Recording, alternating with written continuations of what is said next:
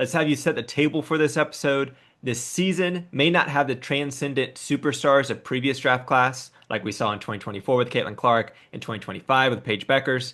But how do you view this draft class in totality?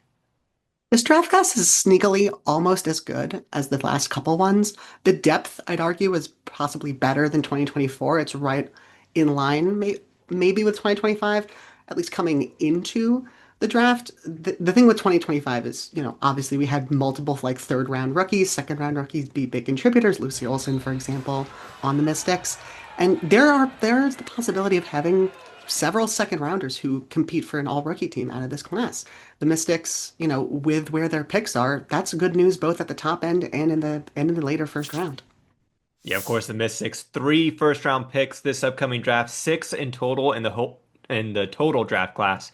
But I feel like this draft in particular is really interesting. They've been squeezed out of a lot of coverage, of course, because they just don't have that star power at the top. And then, of course, when you look at what's going to happen in 2027, when Juju is going to be eligible for the first time, there are several players, though, that decided to come back Mhm. for this draft year in particular. So while 2025 was so massive and drastic, it could have been even more successful with those players. So as you said, there are players that are going to be able to move up and really pretend themselves to be high quality players in the WNBA. So what we're going to do next, Emily, is we're going to go down your 2026 draft big board that you posted over at the Nine Basketball. If you like the information that you're getting here, I highly recommend you guys go check that out today. But let's jump right into it, get started. First player that you have that is coming back to college is Olivia Miles, who transferred to TCU this season. She elected to return to school for another year after rising up draft boards, really because her kind of shot making ability really stood out her last season with Notre Dame. Miles is a great point guard. It looks like she can lead a WNBA offense. Emily, what stands out to you about Olivia Miles?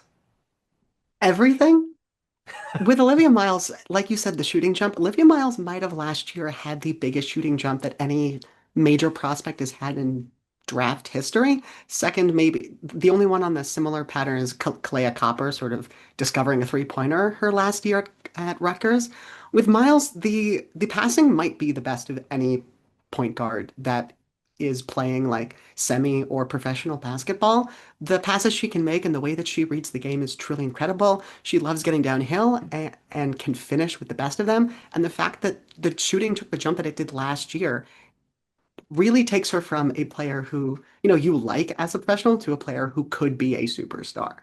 There's a little bit of a swing stuff that she gave back some defense. How much of that was due to coming off an ACL tear? How much of that was due to just, getting older and sort of getting a little bigger and stronger? It's hard to say, and that's why this year's going to be pretty interesting for her.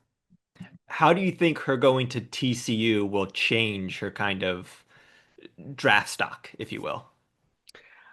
It can probably only go down. I shouldn't say it can only go down. She was always not going to go above Paige Beckers last year. So, in theory, she could go one, and in that case, it would go up. I can't imagine in terms of her like value in a vacuum, it could go up from here. There's really only, she could shoot as well as she did last year, or she could shoot worse. She could, in theory, I guess, defend better than she did last year, but she's going to be in a context where she doesn't have the same sort of length on the wing to help her out. She's not going to have someone like Hannah Hidalgo to take the top assignment and be able to help her in that sense as well. So I think for her, you're going to TCU, you're getting paid for WNBA GMs. It's a chance to get another year sample size on a couple things you're more unsure about. So you did have her number two last year before she withdrew. Is that Yes. right? Well, we would have ended up having her number two a little bit ahead of Dominique Malonga. Okay. Good to know.